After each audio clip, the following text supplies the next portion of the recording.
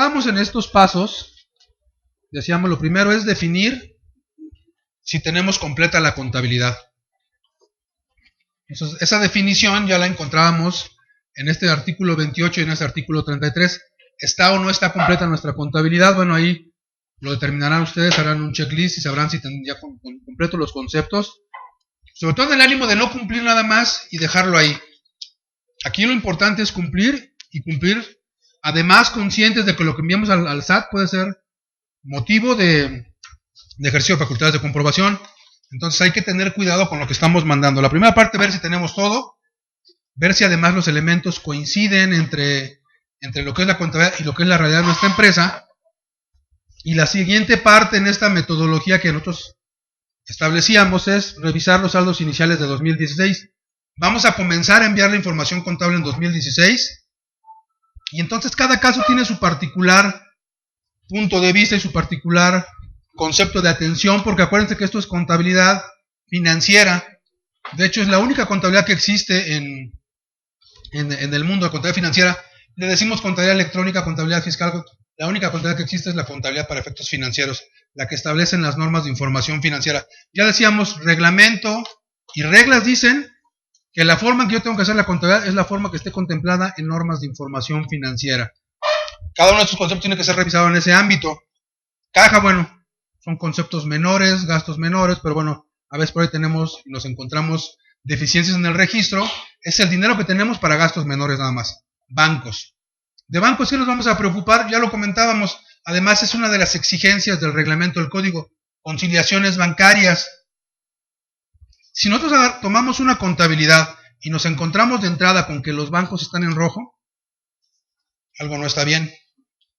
¿Qué dicen las normas respecto de esos bancos que están en rojo en el registro contable?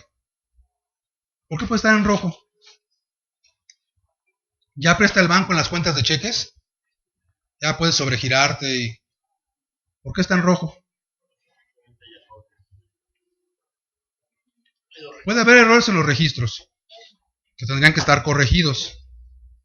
Pero ¿qué otra cosa podría pasar en el banco por el cual tenemos un saldo en rojo? Se piden cheques de más. Y están en tránsito o están posfechados y tienen que estar así en la contabilidad en rojo. Cheque posfechado, cheque en tránsito, ¿cómo tendría que estar? Deben estar como un pasivo. Deben estar como un pasivo, ¿no? El cheque que no está cobrado. A favor del beneficiario. No a favor del banco. Así es, el cheque que no está pagado es un pasivo. ¿Por qué? Porque finalmente y en términos reales no le he pagado a mi acreedor o no le he pagado a mi proveedor. Estamos de acuerdo, tiene que estar considerado como un pasivo.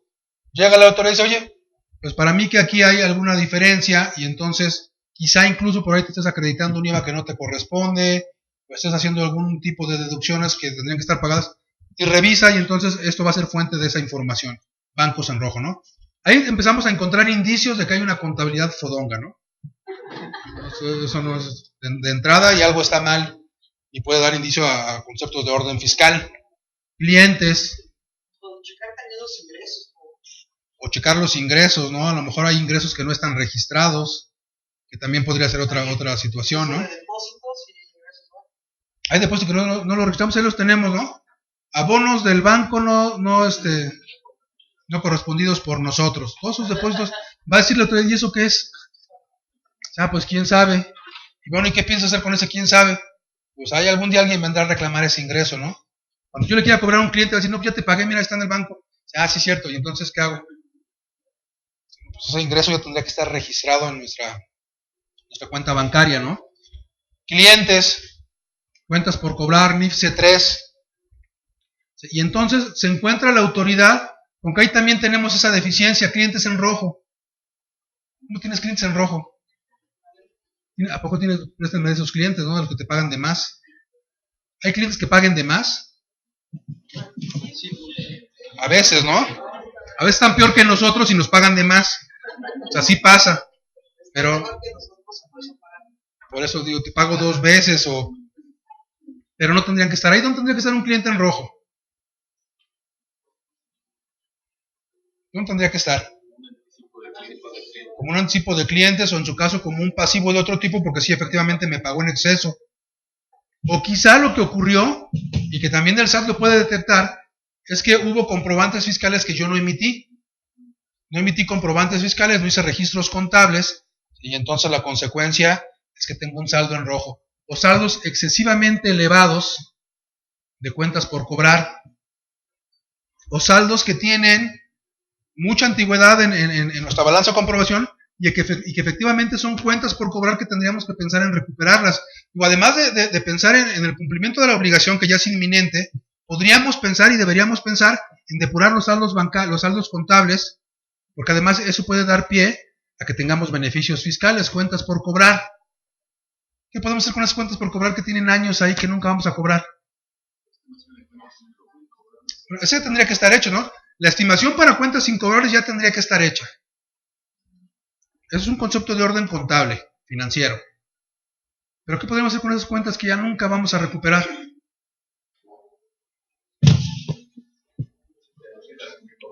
Las podríamos deducir como incobrables.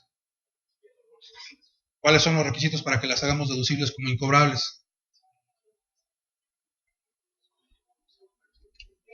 ¿Son deducibles las cuentas por cobrar que ya no se recuperan? ¿Las cuentas incobrables son deducibles? Sí. Financieramente dice la NIF C3, ¿sabes qué? Yo quiero que hagas una estimación para cuentas incobrables.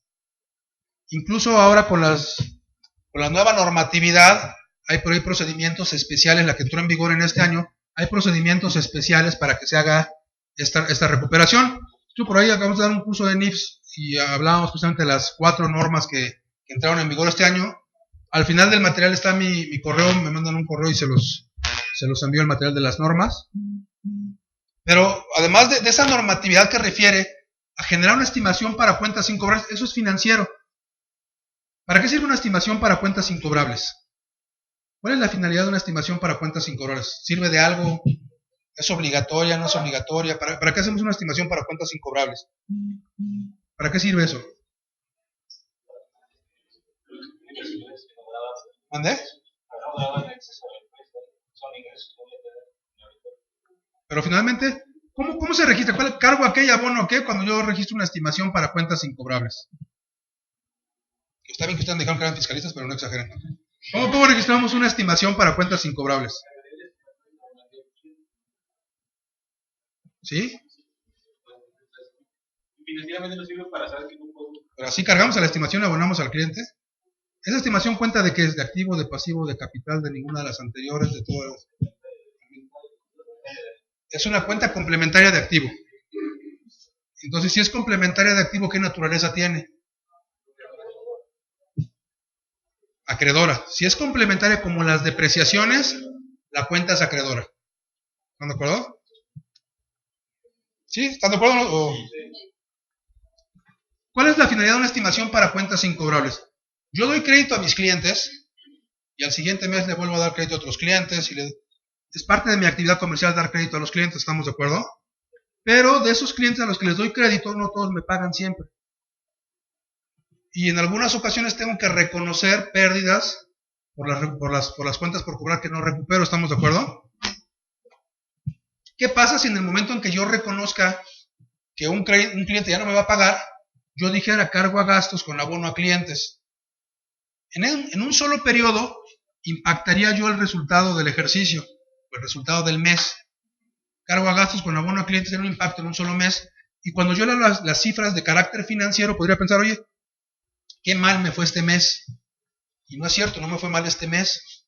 Porque esa pérdida que se dio en ese momento es un efecto prolongado en el tiempo, desde que yo otorgué el crédito hasta el momento en que se determinó la recuperabilidad. ¿Sí me explico en esa parte? Tendría que haber ido amortizando ese efecto en el tiempo, de tal forma que cuando se dé la incobrabilidad, en ese momento yo tendría que haber dicho, cargo una estimación con abono a la cuenta por cobrar.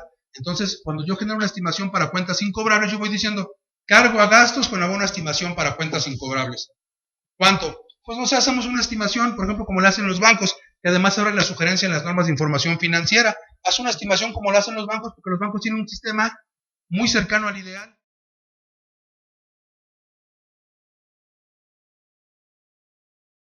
Hoy el SAT, está mandando a no deducibles varios gastos, movimientos que no están debidamente registrados en contabilidad, que es uno de los requisitos del artículo 27, ¿no? Estar debidamente registrados en contabilidad.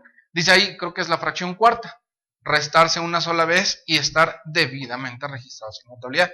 Y eso de estar debidamente registrados en contabilidad nos avienta a las NIF. Entonces, lo que antes eran los principios de contabilidad generalmente ignorados, hoy son las NIF.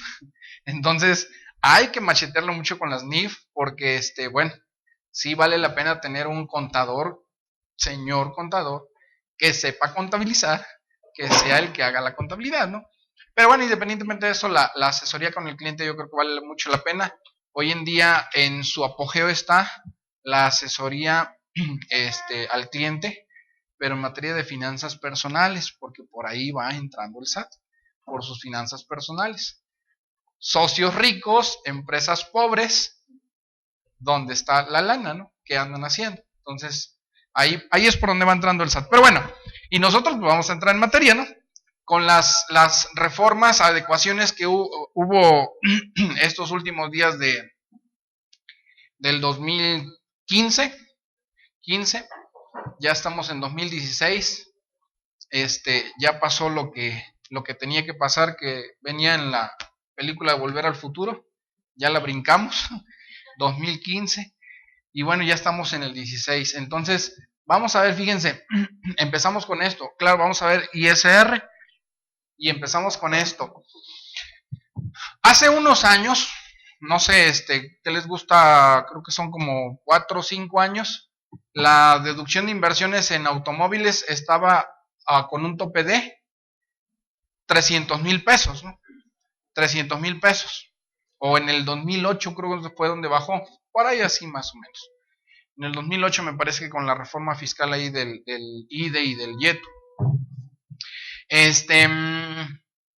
Y bueno, traíamos 300,000 pesos de deducción de inversiones en automóviles, el tope máximo deducible, ¿no? En automóviles. De ahí, pues bajó a 175,000 pesos, ¿sí? Bajó a 175,000 pesos en aquellos años, en aquellas reformas. En el 2014, hace 2 años, con esa reforma fiscal fuerte y buena, pues de la nada, digo, vale la pena siempre leer la exposición de motivos en una reforma fiscal, porque ahí te dice por qué están haciendo los cambios, para qué y por qué, ¿no? Y pues si le buscamos en por qué bajó de 175 a 130, pues nada más, no dice nada. O sea, no hay nada. No hay ninguna justificación para haber bajado de 175 a 130,000 pesos. Entonces, bueno, fue una de las reformas del 2014 que dijeron, ¿sabes qué? Hoy, entonces, a partir del 2014, los automóviles van a ser deducibles hasta 130,000 pesos. Que ya, no sé, pero ya no hay ni carros que valgan eso. Ya tenemos que andar en bicicleta. Entonces, yo creo que por ahí va el asunto. No quieren que todo el mundo andemos en bicicleta. Y bueno, entonces hasta 130 ha sido el tope máximo a deducir en automóviles.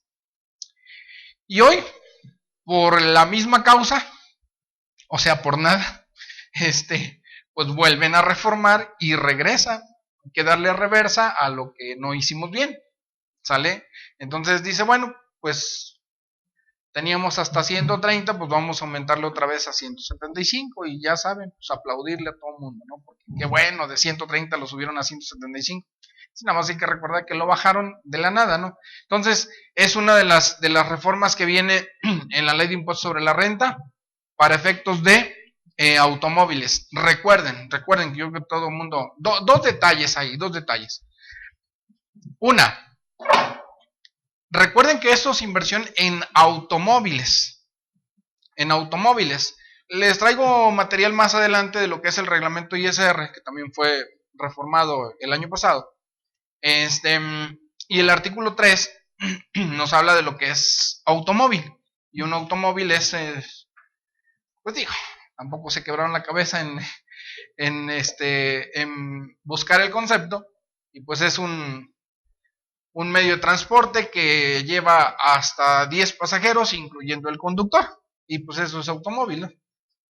Me quedé en las mismas, pero bueno, ese es el concepto de automóvil. Entonces, lo que no es automóvil serían, en este caso, que a veces entra en discusión o en duda, son las camionetas.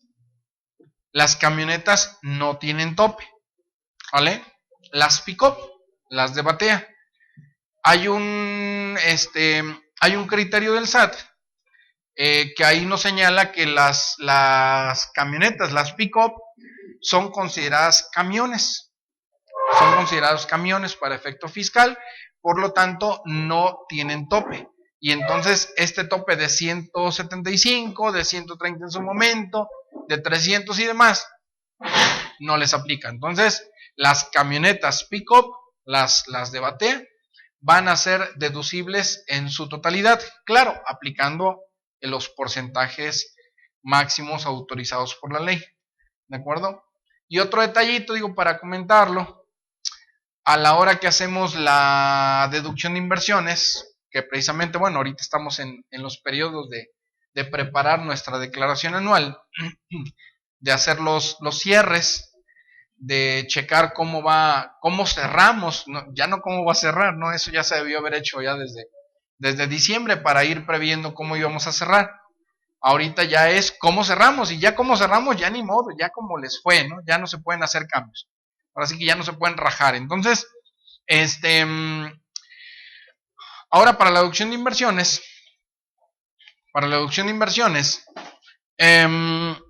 nada más el detallito ahí.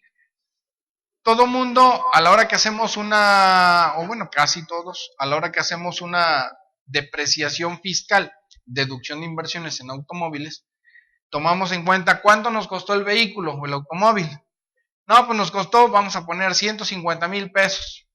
No, vamos a poner otro. Bueno, sí, 150,000 pesos. Y lo compramos, se ocupó todo el año, ¿no? Compramos entrando el año, lo compramos y todo el año se ocupó. ¿De acuerdo? Entonces, ¿cómo hacemos la depreciación ahí o la deducción de inversiones para efecto fiscal? Multiplicamos 150,000 por el porcentaje máximo autorizado por ley, que es el 25%, y nos da 75, 37,500 más o menos, ¿no? 37,500. Entonces deducimos 37,500 en el primer año, esa es la depreciación contable, y la actualizamos y ya nos da la fiscal, ¿no? Bueno, así le hacemos, ¿cierto? Así lo hacemos. Muy bien, si compramos un vehículo, un automóvil de 350,000 pesos, pensando ya los 175, vamos a poner, que no hagamos tantos números, ya que los contadores no nos llevamos con los números, y menos si no traemos calculadora. Eso no sé, me ha tocado muchísimas veces. Contador, no, rápido tu número de aquí, pues tú eres bueno con los números. Digo, no traigo calculadora. Oye, nadie dijo que los contadores son matemáticos. Me dice una persona una vez, oye, ¿qué necesito para ser contador? O sea, necesito saber bien las matemáticas y ser buenazo en matemáticas. No, o sea, espérame, ¿sabes sumar, restar, multiplicar, dividir y usar la calculadora? Sí, ya está.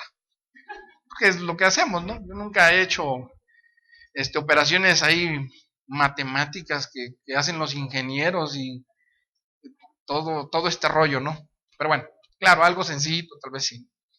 Pero bueno, ¿en qué me quedé? Ya. Entonces, bueno, que lo íbamos a hacer muy sencillo, ¿va? 350,000, compramos un automóvil de 350,000, igual lo vamos a deducir todo el año. ¿Y qué hacemos ahí? 350,000 por el 25%, ¿qué agarramos? 175. Bueno, ustedes en la acá, ellos los de acá, pero creo que es en la misma cantidad. 175. Agarramos 175 por el 25%, nos da igual los 37,500, y eso es lo que depreciamos el primer año, ¿no? o deducimos fiscalmente. Y así 4 años. ¿Sale?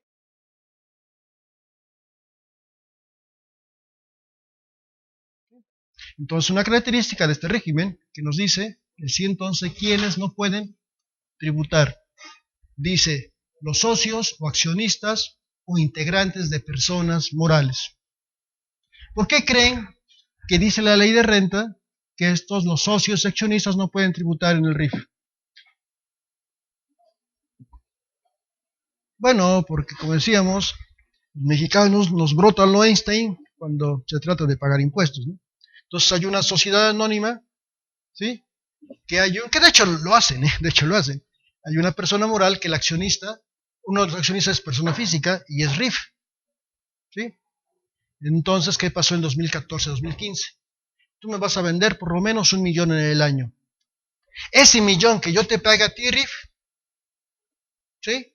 En caso de que haya sido real la operación, para la sociedad es deducible, ¿sí? Pero para el RIF es ingreso nada más que no estaba pagando pues la renta. Que de hecho lo hacen, ¿eh? Ahí están evadiendo, ¿no? Creando personas físicas como RIF.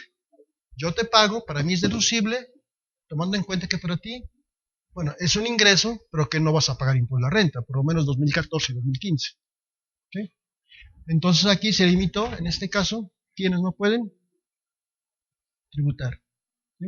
A ver, y luego a través de una serie de reglas misceláneas, dicen, bueno, en este caso sí puedes tributar, ¿sí? Aunque seas socio accionista. ¿Sí? Muchas de las reformas que sube el RIF para el 2016 ya habían estado en reglas misceláneas, ¿sí? Que ya se incorporaron al texto legal en este año 2016. Más rato vamos a comentar, ¿sí? A qué personas físicas que son socios o accionistas, sí pueden ser RIF, no obstante que dice aquí que no, ya está en ley. ¿Sí? Bueno, es otra característica, quienes no pueden tributar. Seguimos con quienes no pueden tributar. ¿Sí? Aquellas personas físicas que lleven a cabo, ¿sí?, actividades relacionadas con bienes raíces, ¿sí? Compraventa de construcciones, etcétera, etcétera. Bueno, compraventa de casa habitación, bueno. Bueno, también aquí, también aquellas personas físicas que obtengan ingresos por concepto de comisión, mediación, agencia, representación, correduría, ¿sí? Salvo, esos no pueden tributar como RIF, salvo si se trata de aquellas personas que perciban ingresos por concepto de mediación, comisión, y siempre y cuando estos ingresos por mediación y comisión no sean mayores del 30% de ingresos totales. En este caso sí pueden tributar como RIF. Bueno, otra característica, ¿sí?, muy importante es ¿cuál? Que estos señores del RIF, ¿sí?, van a presentar pagos provisionales y definitivos. ¿Sí? Fíjense, pagos provisionales y definitivos. Otro errorzote. Bueno, desde mi punto de vista, ¿no? ¿Por qué? Porque la ley habla de ejercicios fiscales. No hay ejercicios fiscales. Estos señores no tienen ejercicios fiscales. En todo caso, su ejercicio fiscal dura 2 meses y se acabó. ¿Sí? ¿Sí me explicó? Entonces la ley dice, ya por una regla que medio la aclara, pero no. ¿Sí? Entonces no hay ejercicios fiscales. ¿Sí? No existen, vamos. Pero en fin. Ahora, ¿qué otro? Entonces van a efectuar pagos de manera bimestral. ¿Cómo? Bueno, a los ingresos efectivamente percibidos. Aquí no hay ingresos en crédito como la mayoría de las personas físicas, Entonces, a los ingresos efectivamente percibidos del bimestre de que se trate, le vas a restar las erogaciones que efectivamente hayas efectuado. ¿Sí? Bien, fíjense, cuando nosotros hablamos o cuando la ley de renta habla de erogaciones en términos generales, ¿a qué se refiere? La propia ley de renta divide en tres grupos las erogaciones de cualquier contribuyente. La ley de renta, ¿no? ¿Sí? ¿La divide en qué? En compras o adquisiciones. ¿Sí? 2, inversiones. Y 3, gastos. ¿Sí? Más adelante lo vamos a ver, lo vamos a comentar. ¿Sí? Dice el 112, fracción 5, cuando las personas del régimen, de este régimen de incorporación fiscal, será deducible cuando sus adquisiciones, inversiones, ¿sí? Cuando superen, reforma, el año pasado eran 2,000, ahora son 5,000 pesos, ¿no? Las pague con cheque, tarjeta de crédito, transferencias, ¿sí? Pero dice que, textualmente dice la ley, adquisiciones e inversiones. ¿Dónde están los gastos? Otro errorzote de estos gentes. Hubiera bastado que diga, así las erogaciones que realicen estos señores. Erogación es un concepto genérico que abarca las tres. Pero dijeron nada más adquisiciones, que son las compras, e inversiones, donde quedan los gastos. ¿Sí? Me estoy adelantando un poquito, ¿no? Dice el SAT, no, es que tienes que remitirte al artículo 27, fracción 3. El 27 es requisitos de las deducciones para las morales, y en la fracción 3 que pases con cheque y arriba de los 2,000. ¿Sí? Más pronto vamos a hablar de la gasolina, del combustible. No hay ninguna conexión, es totalmente independiente, es decir, en todo el régimen de incorporación fiscal no existe ninguna vinculación con las deducciones aplicables para las personas morales, no existe. El RIF decía, ¿sí? Cuando hablamos del régimen de ley, el RIF decía, ¿sí? El intermedio tiene las mismas obligaciones que el general de ley, salvo con estas prerrogativas. Aquí no hay ninguna vinculación, ninguna, ¿sí? Con la fracción 3 del 27 de la ley de renta. Pero en fin, ¿sí? Bueno, entonces los ingresos efectivamente cobrados, menos las erogaciones efectivamente realizadas en un bimestre. La diferencia, claro, el entendido que los ingresos sean mayores a las deducciones, ¿sí? Será la base a la cual se le va a aplicar, ¿qué? Una tarifa, ¿qué? Bimestral. Esta tarifa bimestral no es otra que la del 96 de la ley de renta, pero elevada a 2 meses. Como sabemos, el límite inferior se multiplica por 2, el límite superior por 2, la cuota fija por 2. Obviamente, la última cúmula queda estática.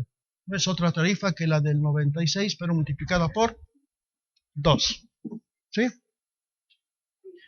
Hasta el año pasado decía la ley de renta, dice la ley de renta, la tarifa del 96 y la del 152 se actualizarán siempre y cuando la inflación supere el 10%.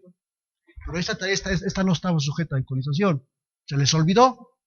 Por eso comentaba hace un momento que hay muchas imprecisiones que ahora ya fueron subsanadas, pero aún todavía quedan muchas. ¿Sí? Ahora ya, como reforma para el 2016, que dijeron, esta tarifa bimestral también está sujeta a actualización. ¿Sí? Porque se les olvidó, ¿no? Ahora ya lo dicen. Entonces esta tarifa bimestral para los RIF, también como reforma para el 2016, ya está sujeta a actualización. ¿Cuándo? Pues cuando la inflación, la última vez que está la tarifa, ¿sí? Y en el ejercicio en que la inflación de esos dos momentos supere el 10%, entonces tendrá que actualizarse.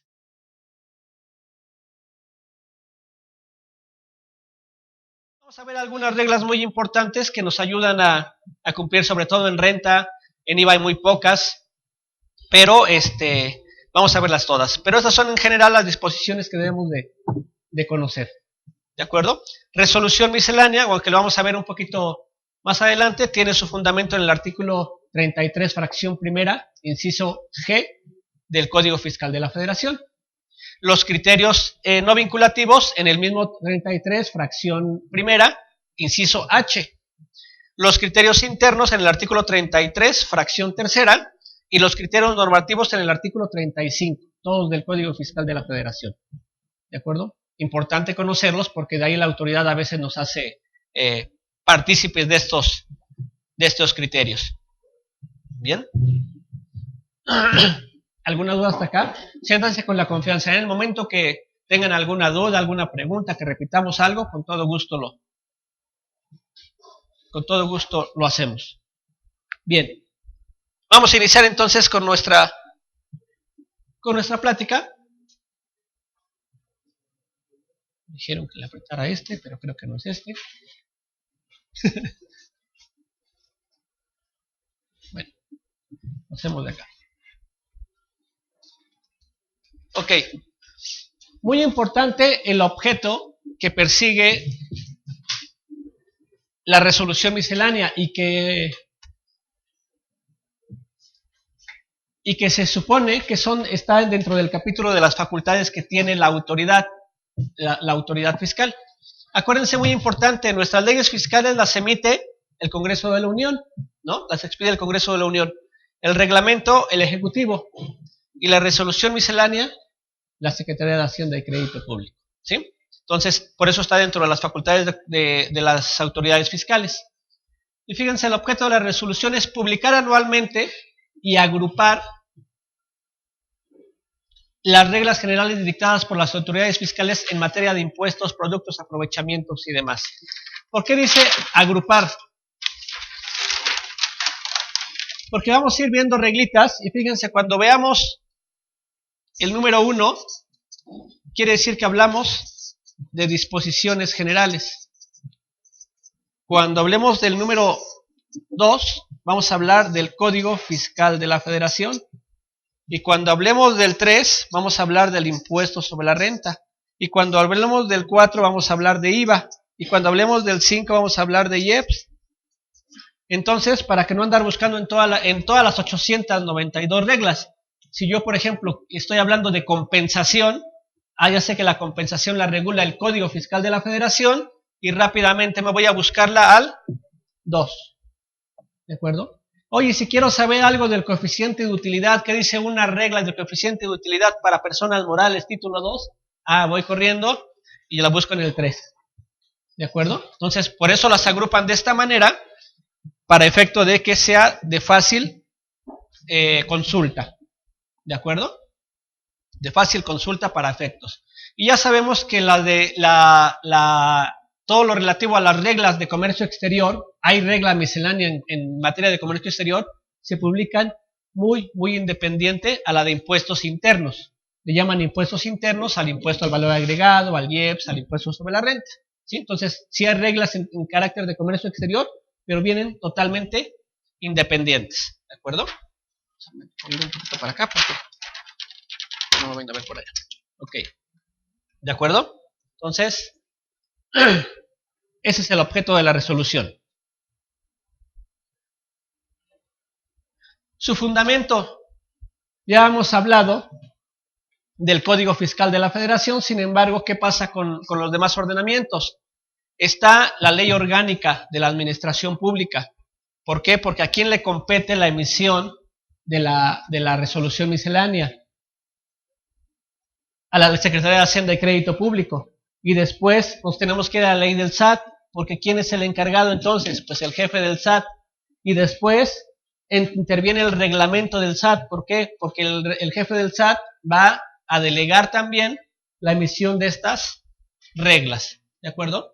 Podemos analizar inclusive, y bueno, hace 8 días a lo mejor el doctor Alejandro ya les hizo ver, por ejemplo, todo lo que contiene, todos los pequeños errores que tiene, por ejemplo, el régimen de incorporación fiscal, ¿sí? muchísimos, y así podemos encontrar muchos en la ley.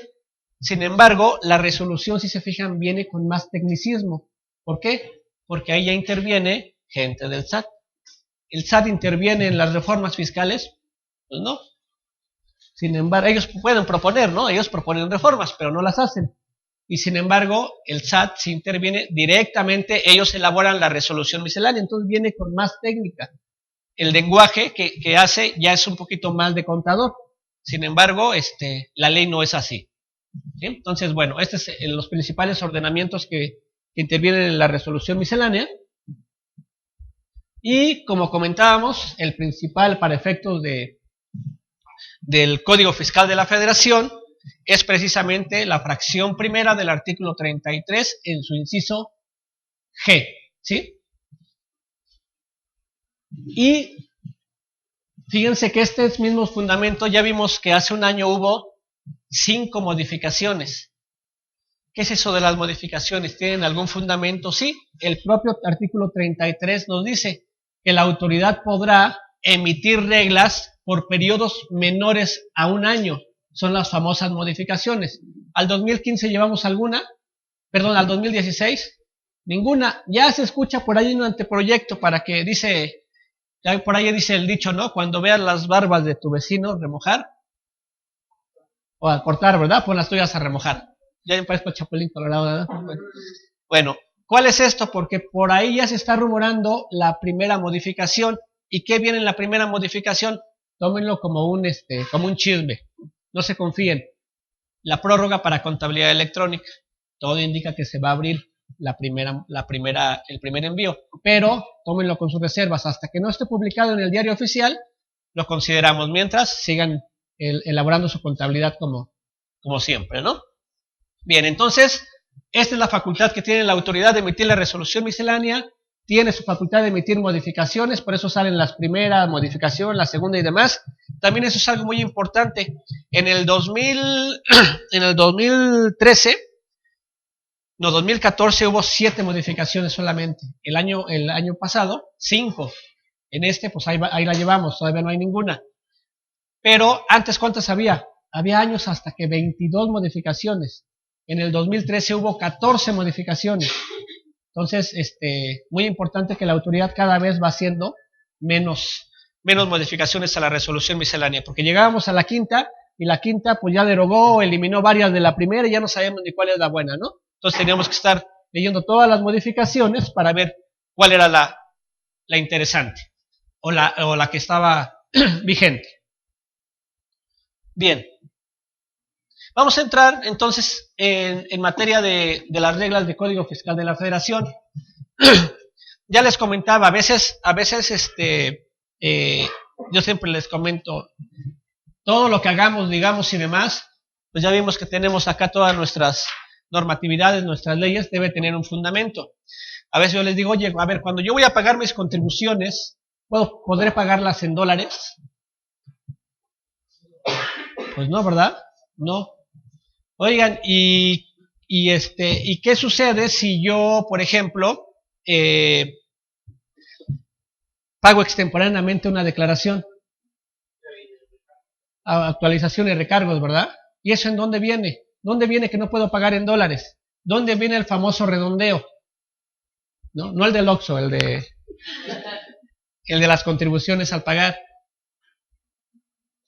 En Código Fiscal, ¿no? Y el 21 me dice de los recargos y el 17A de la actualización y demás. Pero ¿por qué tengo que ir a Código Fiscal de la Federación? Bueno, dice el artículo 1. Cuando las personas físicas y morales estamos obligadas a contribuir a los gastos públicos conforme a las leyes fiscales respectivas. Las disposiciones de este código se aplicarán en su defecto. Entonces, el código, ¿cuándo lo vamos a aplicar? Cuando la ley fiscal tenga un defecto. ¿Y será que la ley fiscal tiene un defecto? ¿O será que las leyes tienen un defecto? Tienen muchos, ¿verdad? Muchos. Hay uno muy, muy palpable en el artículo, por ejemplo, cuando las personas morales se enteran las retenciones de sus trabajadores. Van a decirme, bueno, el día 17, ¿no? ¿no? El día 17 del mes inmediato posterior.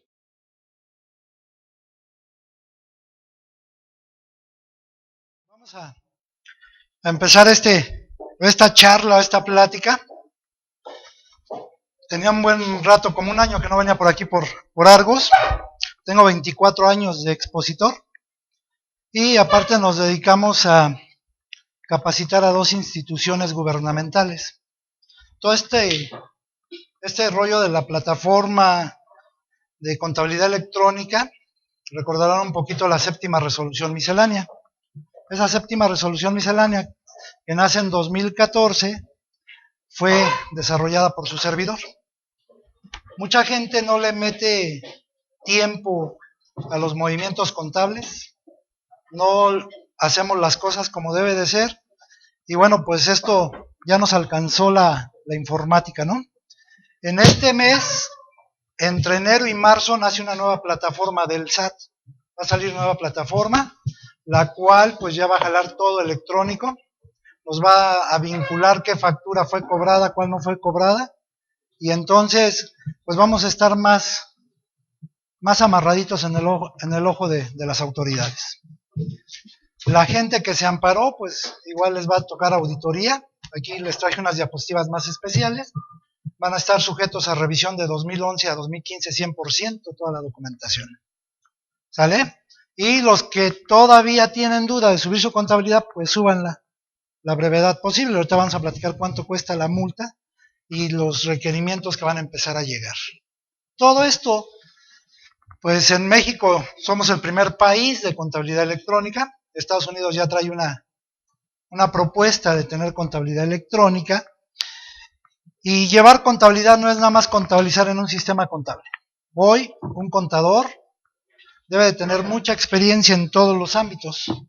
Un contador debe de conocer toda la problemática de la Secretaría del Trabajo, toda la problemática de Seguro Social, toda la problemática de Infonavit, toda la problemática de Infonacot y todo lo que nos vincule de acuerdo a necesidades de cada empresa. Hay cosas que vienen arrancando mucho desde hace 3, 4 años, no le hemos dado importancia. Yo creo que la mayoría de ustedes hoy últimamente ha escuchado un spot de lo que es el aviso de privacidad. Deben de tener todo su aviso de privacidad. Si no lo tienen, bueno, pues van a tener consecuencias administrativas y penales. Entonces, personas físicas, personas morales deben de tener aviso de privacidad. Eso se genera en el INAI. Ahorita lo vamos a platicar, esta es la pura introducción de todo lo que vamos a ir viendo. ¿Vale? Y también pues vamos a tocar comparativos de lo que me dicen las normas de información financiera con lo que me dice el reglamento de Código Fiscal de la Federación. Entonces, ya es el mismo lenguaje tanto contable como fiscal. ¿Con qué vamos a arrancar nosotros? Realmente, ¿qué es todo lo que lleva un expediente de una contabilidad? Todos ustedes deben de tener prácticamente desde 2014, si gustan, lo más light, 2014, todo este tipo de documentación. Una contabilidad, llámese el régimen que quieran, debe de tener toda esta documentación. Las auditorías electrónicas que ya arrancan este año, saben que va a haber por ahí más de 150,000 auditorías. De ahí pues, yo creo que a todos los que tienen despacho, les va a tocar a fuerzas una. Hay una lista ya de empresas y de despachos que van a revisar. Los que tienen operación simulada, indebida, igual les va a tocar revisión. Por eso les digo, la nueva plataforma del SAT va a identificar de inmediato la factura. Al momento que seleccionemos va a decir, esta empresa está boletinada, esta empresa no está boletinada, y continúa con eso. Pero, la contabilidad, ¿qué debe de conocer? ¿Qué debemos de tener? Vamos a pensar, y si ustedes recuerdan o alguien de ustedes les ha llegado últimamente algún requerimiento, hay 3 tipos de requerimientos que les llegan en papel. Un moradito, un verde y un anaranjado. ¿Sale? El moradito o azulito, como lo quieran ver, son requerimientos porque tienen, llámese facturación con algún cliente, con un proveedor, no la han declarado en la DIOT, llámese que tienen declaraciones pendientes de envío, llámese que no han mandado declaraciones correctas y por ahí tienen algunos movimientos o irregularidades. Esas son las moraditas. Cuando les llega una hoja verde, pues de inmediato ya les detectaron que hicieron depósitos en una cuenta bancaria de 2011, 12, 13 y 14. Y después, pues 15 viene ya a mitad de este año. Si les llega esas hojas verdes, tienen que conocer los movimientos. ¿Qué es lo que sucede? Habemos gente en las empresas que nos prestamos a cobrar los cheques para la nómina, a cobrar cheques para gastos a comprobar, vamos al banco, endosamos el cheque. Pues a ese tipo de documentación hoy el fisco les va a mandar la carta para que regularicen o paguen impuestos a la gente que no ha declarado sus impuestos. Esas son las hojas verdes. Y las hojas naranja, cuando les llegue, es que cometemos errores de dar de alta en el domicilio del patrón a algún trabajador para darlo de alta con su RFC. Y entonces puede tener error de homonimia, tienen que corregir su RFC, el domicilio está mal o las obligaciones fiscales están mal. Esos son los 3 tipos de requerimientos que están surgiendo a partir ya de enero. Pero, les vuelvo a repetir, sí, y otro verde que llega igual es cuando me dice la empresa fulanita ha detectado que has pagado cuotas del Seguro Social, pero no has timbrado nóminas. Entonces te sugerimos que las hagas porque si no, no son deducibles de impuestos. ¿Sí? Todo esto con la contabilidad electrónica está súper amarrado. Recuerden que no hay secretos ni bancarios ni nada. El fisco le notifica al seguro, el seguro le notifica Infonavit, Infonavit le notifica Fonacot y el banco cada mes reporta a todos los que hemos ido a cobrar cheques endosados. Entonces, todo en la contabilidad así debe de ser ya. Debemos de trabajar un poquito más en regla todas las cosas. Y los que tienen trabajadores en una empresa tienen que conocer que existen 40 normas oficiales mexicanas, porque si nos cae una revisión de la Secretaría del Trabajo, la multa oscila a 15,000 pesos la primerita. Si hago caso omiso, se van a sanciones administrativas y pueden cerrar el negocio y alcanza hasta 400,000. Esto nos va a obligar a que tengamos un abogado laborista y nos defienda. Entonces, ¿cuánto nos va a costar una contabilidad llevarla? Tenemos que aprender que hay normas que los que manejan, aquí gente que maneja seguro social, maneja trabajadores, yo creo que sí han de conocer una norma oficial mexicana que dice que cuando un trabajador tenga un accidente, una incapacidad, enfermedad general, en un plazo de 72 horas tiene que informarle a la Secretaría del Trabajo ese tipo de eventos. Me imagino que todos lo hacen. Y si no, nada más estamos contabilizando por contabilizar. Es muy importante que conozcan todas las normas oficiales para que sepan todo el impacto que se trae hoy en día. ¿Vale? Esto es un checklist de cualquier persona física o moral, de cualquier contabilidad que manejan ustedes. Cada uno de ustedes valore qué tanto tiene de todo esto. Si tienen menos del 50, pues estamos súper perdidos. Esto, les digo, yo lo voy a empatar con reglamento de código, lo voy a empatar con las nuevas auditorías electrónicas y lo voy a empatar con una institución que se llama Unidad de Inteligencia Financiera. No sé si la han escuchado. Es como la PGR, pero esta es del SAT.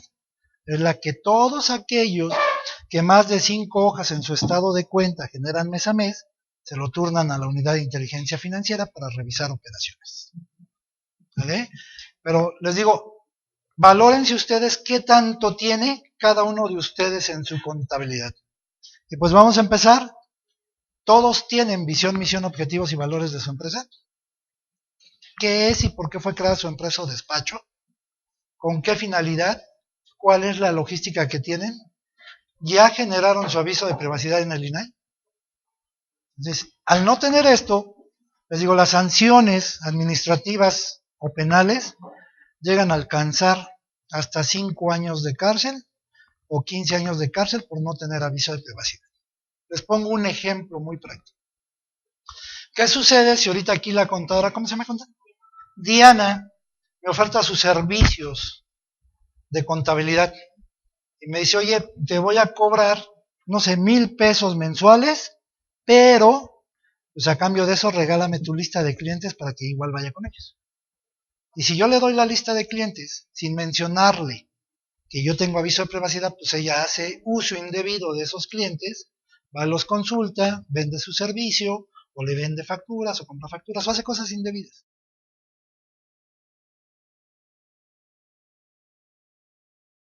Muy buenos días. días, ¿cómo están todos? ¿Bien? Con frío, sí, pero con lo que vamos a comentar el día de hoy vamos a entrar en calorcito, ¿sí? Con todas las obligaciones que tenemos que cumplir, porque el curso de hoy es obligaciones en materia de contabilidad electrónica. Bueno, nosotros estamos así ahorita. ¿Cómo debo cumplir con las disposiciones del SAT? Y solamente estoy pensando y no me deja vivir. Mi vida gira alrededor de cumplir con el fisco, ¿sí o no? ¿Todos son contadores aquí? ¿Sí? Ah, entonces sí, porque luego no me dejarán mentir, nos está tosigando, que tenemos que cumplir con las informativas, con lo de la cuenta electrónica, que sí tengo que expedir todos mis CFDI de nómina, y siempre estoy cumpliendo, bueno, pensando en cómo cumplirlo y nos estresa mucho. Sí, o sea, sí nos estresa mucho. Pero también tenemos aquí, por cumplir con el SAT sí debo descuidar otras materias. Ahí es donde viene la complicación. Ok, por ejemplo, no, sí tengo que expedir mi CFDI de nómina, pero a los trabajadores. Y ya cumplí con todas mis obligaciones en materia laboral antes de expedir todo para el fisco. Tengo mis expedientes completos, bueno, y todas las disposiciones. Ahí es un claro ejemplo. Estamos descuidando muchas cosas. ¿Y cuál fue?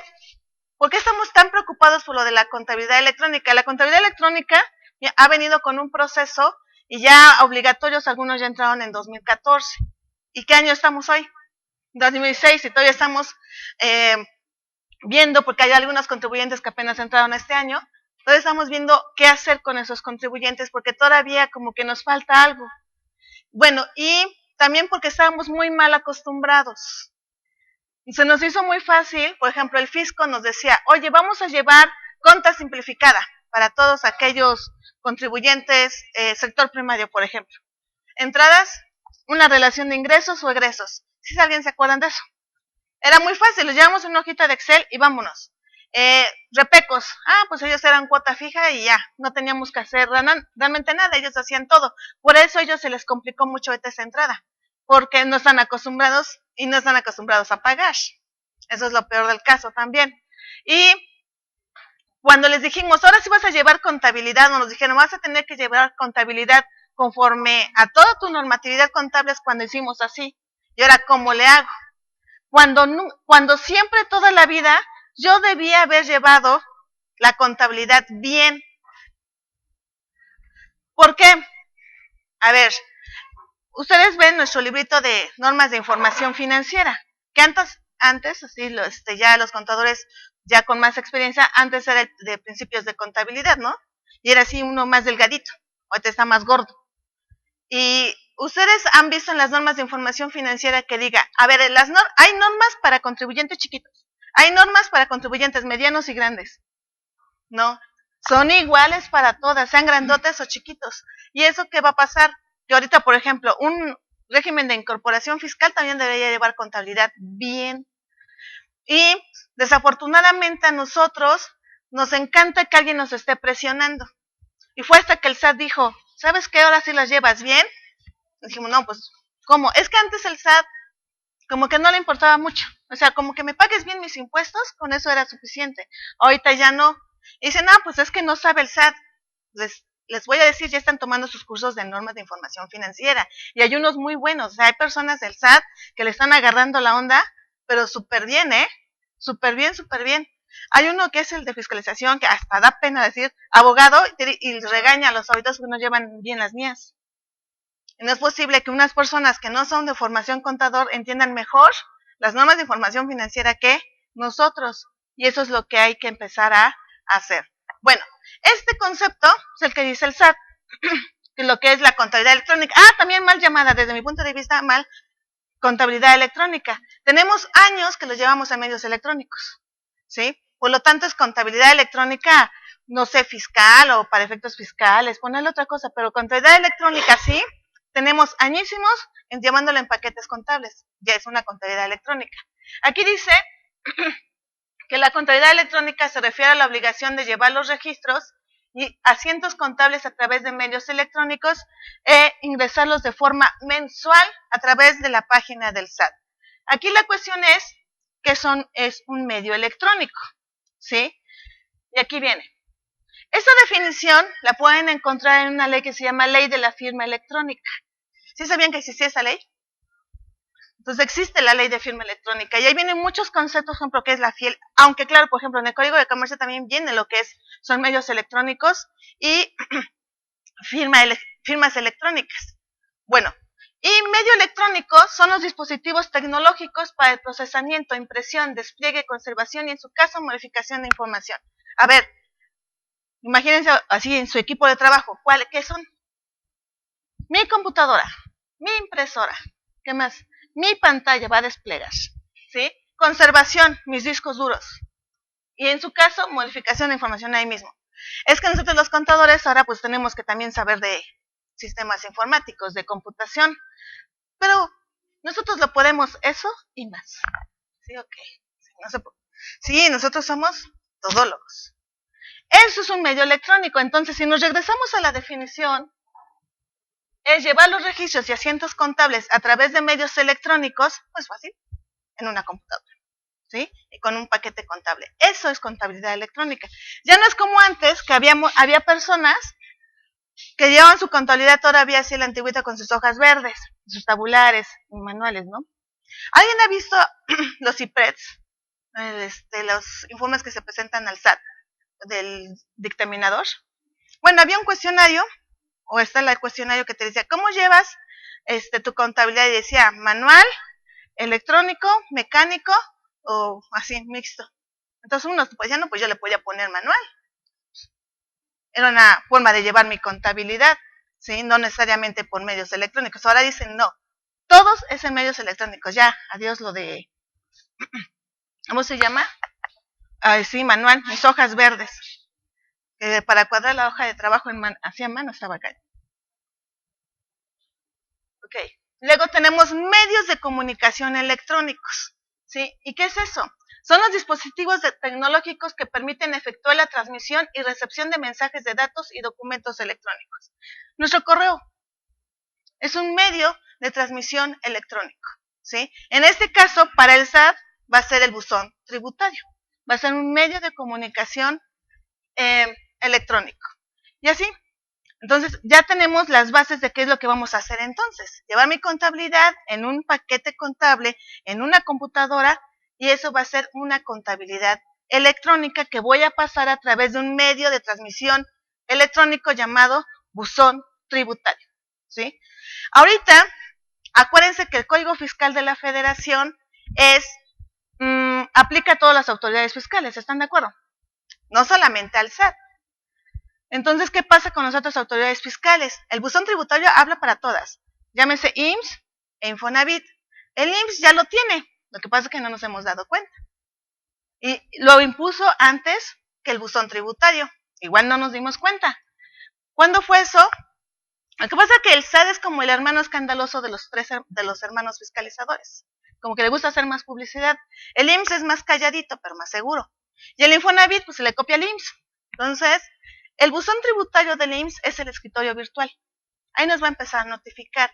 El acuerdo de noviembre de 2013 habilitó el buzón tributario del IMSS. ¿Sí? Nada más que ahí le llamó escritorio virtual. Y el escritorio virtual, el buzón tributario del Infonavit va a ser el portal empresarial. Así se va a llamar. Y apenas, será la semana pasada, fue cuando reformaron el 29 del código, de la ley del Infonavit, habilitando lo de la firma electrónica para efectos del Infonavit. Entonces ya ahorita que tienen que estar ahorita al pendientes, porque va a ser un medio de comunicación electrónico para Infonavit. Ya se va a habilitar, ya reformaron ahorita la ley, el 29. ¿Sale? El portal empresarial. ¿Sí? Y está súper bien el portal empresarial. Les debo decir, el escritorio virtual del IMSS también resultó muy bueno, Lo que pasa es que todavía no están anexando todos los trámites, sobre todo para personas morales. Para físicas es excelente. Haces una alta de persona física patrón, lo haces todo vía, ya no tienes que ir a la subdelegación, es rapidísimo, te da tu alta y tu tarjeta patronal. Excelente, es fabuloso. Y por ejemplo, para trabajadores ya no hay que ir a la clínica, sino ya ahí mismo te das de alta en tu clínica, das de alta a tus beneficiarios, tu cambio de domicilio y hasta te da tu carnet para así. Es fabuloso, fabuloso.